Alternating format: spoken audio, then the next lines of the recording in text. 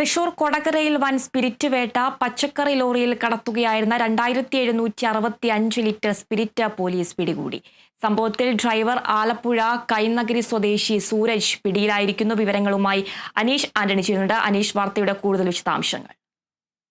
അതിര ഇന്ന് വെളുപ്പിനായിരുന്നു പരിശോധന. ഇത്തരത്തിൽ പച്ചക്കറി ലോറിയിൽ സ്പിരിറ്റ് കടത്തുന്ന ഒരു രഹസ്യവിവരം പോലീസ് ഡാൻസാബ് സംഘത്തെ ലഭിച്ചിരുന്നു. ഇതനുസരിച്ച് കൊടകരയിൽ വെച്ച് വാഹന പരിശോധന നടത്തുന്നതിടെയാണ് ഇത്തരത്തിൽ വലിയ അളവിലുള്ള 2765 ലിറ്റർ സ്പിരിറ്റ് പിടികൂടിയത്. പച്ചക്കറികൾക്കടിയിൽ കന്നാസുകളിൽ സൂക്ഷിച്ച് ഒളിപ്പിച്ച് കടത്തുന്ന നിലയിലാണ് സ്പിരിറ്റ് കണ്ടെത്തിയത്. 35 ലിറ്ററിന്റെ സ്പിരിറ്റ് അടങ്ങിയ 79 കന്നാസുകൾ ആണ് പോലീസ് സംഘം കണ്ടെടുത്തത്. ഈ വാഹനത്തിന്റെ ഡ്രൈവറായിട്ടുള്ള ആലപ്പുഴ കൈനഗരി സ്വദേശി സൂരജിനെ പോലീസ് അറസ്റ്റ് ചെയ്തിട്ടുണ്ട്.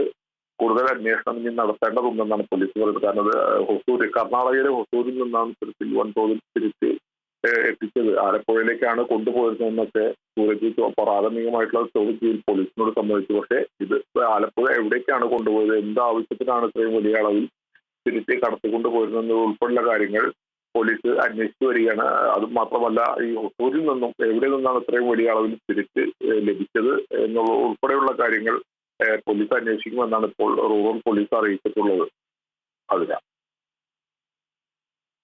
തൃശൂർ കൊടകരയിലാണ് വൻ സ്പിരിറ്റ് വേട്ട. പച്ചക്കറി ലോറിയിൽ കടത്തുകയായിരുന്ന 2765 ലിറ്റർ സ്പിരിറ്റ് പോലീസ് പിടികൂടി. സംഭവത്തിൽ ഡ്രൈവർ ആലപ്പുഴ കൈനഗരി സ്വദേശി സൂരജ് പിടിയിൽ.